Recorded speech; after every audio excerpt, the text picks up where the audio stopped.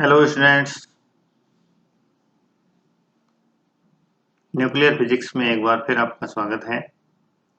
मैं Uday Singh, assistant professor physics, government girls college Taranagar.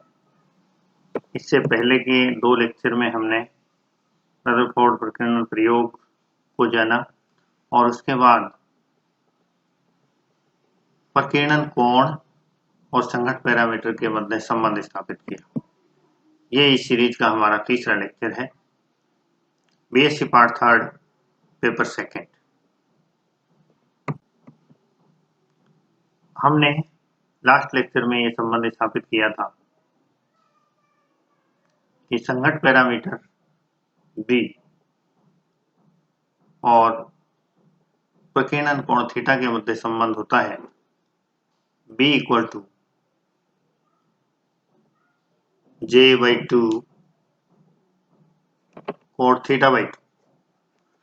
यहाँ b हमारा संघट्ट प्राचल है और थीटा प्रकीर्णन कोण है। तो हमारा संबंध आया था b इक्वल टू j/2 कोण θ/2।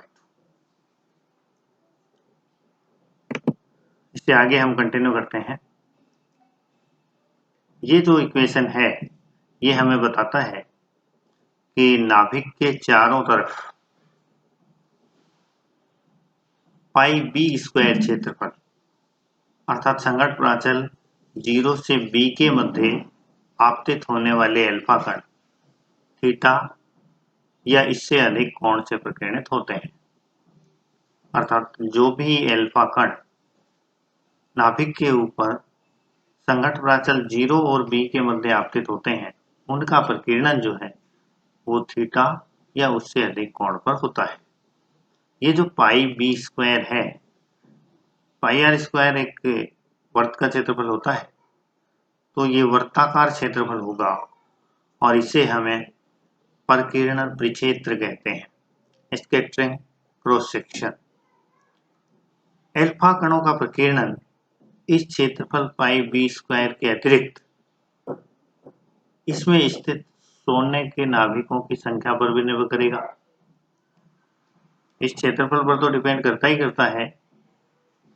अर्थात b का मान जितना ज्यादा होगा उतना पाई बी स्क्वायर ज्यादा होगा और उसके अंदर प्रकीर्णित अल्फा कणों की संख्या भी ज्यादा होगी।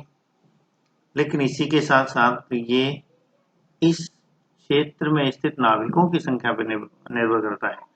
अर्थात जो टारगेट न्यूक्लियस हैं उनकी जो संख्या है उसके ऊपर भी डिपेंड करता है। यदि सोने के प्रति इकाई आयतन में नाभिकों की संख्या स्मॉल n है, यानी सोने के जो नाभिक है उनका संख्या घनत्व है, नंबर डेंसिटी स्मॉल n है तथा इस पन्ने की मोटाई स्मॉल t है, तो पाई बी स्क्वायर क्षेत्रफल में सोने के नाभिकों की संख्या कितनी हो जाएगी? Total pi B square small n into T, प्रकीर्णन परिक्षेत्र इंटू संख्या घनत्व और इंटू मोटाई। इस पन्ने से अल्फा कणों के प्रकीर्णन परिक्षेत्र क्या हो जाएगा? पाई बी स्क्वायर एन। तो पन्ने से अल्फा कणों का प्रकीर्णन परिक्षेत्र का वैल्यू ये हो जाएगा पाई बी स्क्वायर एन, जहाँ बी संघट्ट पैरामीटर है, एन नंबर डेंसिटी है और टी मोटाई है फॉइल की, गोल्ड फॉइल की। तब आपतित एक अल्फा कण के थीटा या अधिक कोण से प्रकीर्णन होने की प्रायिकता, प्रोबेबिलिटी, इस स्थिति में किसी अल्फा कण के थीटा या उससे अधिक कोण से प्रकीर्णित होने की प्रायिकता क्या होगी? पाई बी स्क्वायर एन टी। इसमें यदि हम b की वैल्यू रखें इक्वेशन नंबर 10 से, तो हमें प्राप्त होगा f equal to pi N T और b का स्क्वायर है तो ये हो जाएगा j square cot square theta by 2 और बटे में 2 भी था तो उसका स्क्वायर होके हो जाएगा 4। तब थीटा व थीटा प्लस डी थीटा के मध्य अल्फा कणों के प्रकीर्णन होने की प्रायिकता। अब हम प्रकीर्णन कोण का एक छोटा सा अंश यदि लें डी थीटा, तो उससे अल्फा कणों के प्रकीर्णित होने की प्रायिकता ये होगी ये जो ऊपर वाला इक्वेशन है एफ, इसको हम अवकलन कर दें इसका थीटा के सापेक्ष, तो ये हमें मिल जाएगा 1/4 pi N T J square, और कोट स्क्वायर थीटा बाई 2 का अवकलन क्या होगा, 2 कोट थीटा बाई 2, और फिर कोट का अवकलन minus cosec square theta by 2, और फिर थीटा बाई 2 का अवकलन 1/2, तो 1/2 तो 2 से कैंसिल हो जाएगा, तो 1/4 ही बचेगा पीछे, और माइनस साइन को हमने छोड़ दिया है यहाँ, क्यों छोड़ दिया उसकी चर्चा अभी। इस समीकरण में ऋणात्मक चिन्ह को हमने गणितीय सरलता की दृष्टि से छोड़ दिया है।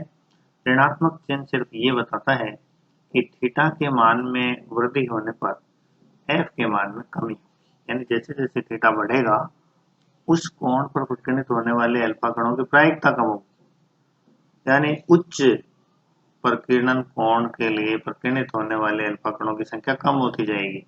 जैसे जैसे थीटा का मान बढ़ता जाएगा वैसे वैसे हमें जो डिटेक्ट होंगे अल्फा कणों की संख्या कम होती जाएगी। यदि प्रारंभ में टोटल n0 अल्फा कण सोने की पन्नी पे आपतित होते हैं, यानी शुरुआत में जो टोटल कण है जो आपतित हुए थे उनकी संख्या यदि n0 है, तब थीटा से थीटा प्लस डी थीटा के मध्य प्रकीर्णित होने वाले अल्फा कणों की संख्या, वो जो अंश है प्रकीर्णन कोण का डी थीटा, उसके मध्य आपतित प्रकीर्णित अल्फा कणों की संख्या ये होगी dn बराबर n0, ये प्रारंभिक संख्या, और n2 वो प्रायिकता df, दोनों को गुणा करेंगे तो अपने पास आ जाएगा 1/4 pi N T N zero J square cot theta by 2 cosec square theta by 2 D theta. प्रायोगिक व्यवस्था में यदि प्रकीर्णित अल्फा कोण को संसूचित करने वाला संसूचक डिटेक्टर जो है वो सोने की पन्नी से यदि कैपिटल आर दूरी पे स्थित हो, तब थीटा व थीटा प्लस डी थीटा के मध्य प्रकीर्णित अल्फा कण एक वलयाकार आकृति से जाएंगे। ये बात चित्र से ज्यादा अच्छे समझ में आएगी हमें।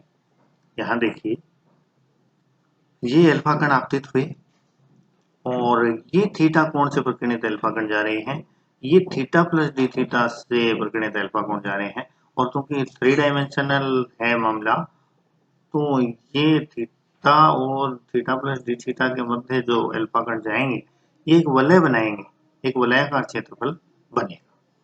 तो अब ये बात हमें अच्छे से समझ में आएगी कि प्रकीर्णित अल्फा कोणों को संसूचित करने वाला संसूचक जो है वो यदि आर दूरी पे स्थित है, तो थीटा व थीटा प्लस डी थीटा के मध्य प्रकीर्णित अल्फा कण एक वलयाकार आकृति में जाके टकराएंगे डिटेक्टर से। तो इस चित्र के अनुसार थीटा से थीटा प्लस डी थीटा प्रकीर्णन कोण के मध्य बनने वाला क्षेत्रफल, ये जो वलय है इसका क्षेत्रफल क्या होगा? वलय का क्षेत्रफल होता है उसकी रेडियस इनटू उसकी विड्थ, उसकी परिधि इनटू विड्थ, सर्कमफेरेंस इसकी ये परिधि, और इनटू विड्थ ये वाली परिधि जो आर साइन थीटा त्रिज्या है इससे बनने वाली ये परिधि, और इनटू विड्थ ये इस वलय का क्षेत्रफल हो जाएगा। तो आर साइन थीटा अपने पास है त्रिज्या, तो सर्कमफेरेंस परिधि कितनी हो जाएगी 2 पाई आर, तो 2 पाई आर साइन थीटा, और विड्थ कितनी है are D theta, are D theta, जहां आर क्या है, आर ये दूरी, आर ये दूरी है गोल्ड फॉइल से ये जो हमारी वलय बन रही है इसके बाहरी किनारे की दूरी। तो यहाँ आर डी थीटा तथा आर साइन थीटा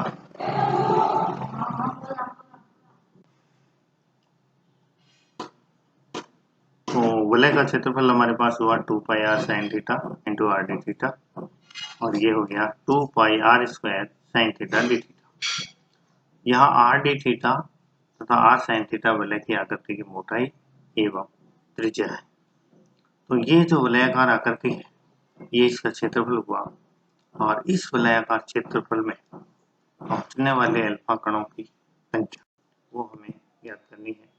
तो इस क्षेत्रफल में प्रति इकाई क्षेत्रफल पर प्रकीर्णित अल्फा कणों की संख्या हो जाएगी dn, यानी ये टोटल संख्या, और और बटे वलय का क्षेत्रफल। टोटल संख्या हमने निकाली थी pi N T N 0 J square four theta by 2 cosec square theta by 2 D theta by 4 और वलय का क्षेत्रफल है 2 pi R square sine theta D theta. J का मान अब हम रखते हैं और इसे हल करें तो हमारे पास एन का मान आएगा। ये एन हमें क्या बताएगा, इस वलयाकार क्षेत्रफल के प्रति इकाई क्षेत्रफल में प्रकीर्णित होने वाले अल्फा कणों की संख्या। अर्थात हमारा जो डिटेक्टर है उसके इकाई क्षेत्रफल में प्रकीर्णित या पहुंचने वाले अल्फा कणों की संख्या ये आएगी एन 0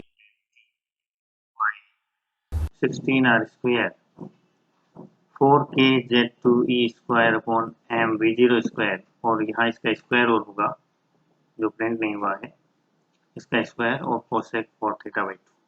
इसको जब हम हल करेंगे तो ये अपने पास आ जाएगा। ये कोसेक 4 कैसे बना, कोट थीटा बाई 2 बराबर होगा cos theta by 2 upon sine theta by 2 और नीचे साइन थीटा है तो इसको हम खोलेंगे तो ये बनेगा 2 sine theta by 2 cos theta by 2। Cos theta by 2 से कोस थीटा बाई 2 ऊपर नीचे कट जाएगा और नीचे वाला साइन ऊपर जाके कोसेक बन जाएगा और एक यहाँ से कोस बट्टे साइन थीटा बाई 2 आएगा, वो साइन थीटा बाई 2 भी ऊपर जाके कोसेक बनेगा। तो इस तरह से हमारे पास कोसेक 4 थीटा बाई 2 बन जाएगा। इसको जब हम सोल्व करेंगे तो हमें ये प्राप्त होगा n0 nt के स्क्वायर z2e स्क्वायर का स्क्वायर होल स्क्वायर रोल पे cosec 4 theta by 2 upon 4r square 1/2 mv0 का स्क्वायर का होल स्क्वायर। यहाँ भी ये मिसप्रिंट हुआ है, ये 16 नहीं है, केवल 4 आएगा पुणे में क्योंकि यहाँ से 4 का स्क्वायर से ये 16 कट जाएगा पूरी तरह से और ये जब हम 1/2 mv स्क्वायर बनाएंगे तो 2 का ऊपर नीचे गुणा करेंगे और 2 का स्क्वायर होने से यहाँ 4 आएगा। तो ये हमें हमारे डिटेक्टर पर डिटेक्ट होने वाले प्रति इकाई क्षेत्रफल अल्फा कणों का नंबर। तो ये जो सूत्र है इसको कहते हैं रदरफोर्ड प्रकीर्णन सूत्र। ये फॉर्मूला हमारा रदरफोर्ड प्रकीर्णन फॉर्मूला कहलाता है। इसे रदरफोर्ड प्रकीर्णन सूत्र कहते हैं। ये सूत्र पर्दे पर प्रति इकाई क्षेत्रफल थीटा 0 से प्रकीर्णित होने वाले अल्फा कणों की संख्या बताता है। ये हमें किसी प्रकीर्णन एंगल थीटा 0 से प्रकीर्णित होने वाले अल्फा कणों की संख्या बताता है। इस सूत्र को हम अच्छे से देख लेते हैं कि ये किन किन चीजों पे डिपेंड करता है। यानी किसी कोण पर प्रकीर्णित होने वाले अल्फा कणों की संख्या निम्नलिखित 5 बातों पर निर्भर करती है। पहला, कोसेक 4 थीटा बाई 2 के समानुपाती होती है, अर्थात जो अर्ध प्रकीर्णन कोण है थीटा बाई 2 इसके कोसेक की चतुर्थ घात के समानुपाती होती है। दूसरी बात, एन जो है पन्ने की मोटाई के समानुपाती होती है। तीसरा, Z2e स्क्वायर यानी जो प्रकीर्णक का नाभिक है उसके आवेश के वर्ग के समानुपाती होती है। प्रकीर्णक नाभिक के आवेश के वर्ग के समानुपाती होती है। समानुपाती होती है एन के, अर्थात जो गोल्ड फॉइल है उसके परमाणु घनत्व की समानुपाती होती है। और 1/1/2 mv स्क्वायर ये गतिज ऊर्जा है अल्फा कणों की, इसके स्क्वायर के व्युत्क्रमानुपाती होती है। तो यहाँ से हमें सीधे सीधे पता चल रहा है कि पन्ने की मोटाई जितनी ज्यादा होगी उतने ज्यादा कोण पे प्रकीर्णित होंगे अल्फा कण।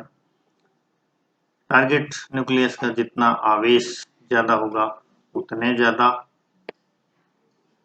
अल्फा कण थीटा कोण पे प्रकीर्णित होंगे, उच्च कोणों पे प्रकीर्णित होंगे। परमाणु घनत्व पन्ने का जितना ज्यादा होगा उतने ज्यादा कोण पे प्रकीर्णित होंगे और अल्फा कण की गतिज ऊर्जा जितनी ज्यादा होगी उतने कम प्रकीर्णन कोण पर प्रकीर्णित होंगे। यानी ये प्रकीर्णन कोण के व्युत्क्रमानुपाती है अल्फा कण की गतिज ऊर्जा। जितनी ज्यादा गतिज ऊर्जा होगी उतने ही कम अल्फा कण बड़े प्रकीर्णित कोण, बड़े जो स्कैटरिंग एंगल है उसे स्कैटर होंगे, ज़्यादातर उनमें से छोटे कोण पे ही स्कैटर होंगे। तो ये हमारा रदरफोर्ड प्रकीर्णन सूत्र n theta equal to n0 nt k square z2e square का होल स्क्वायर 1/2 mv स्क्वायर का स्क्वायर कोसेक 4 थीटा बाई 2 और बाई 4 और अपॉन में r स्क्वायर। ये हमारा रदरफोर्ड प्रकीर्णन सूत्र। ध्यान दें यहाँ ये 16 नहीं है, ये मिसप्रिंट है, नीचे 4r स्क्वायर है। थैंक्स, धन्यवाद।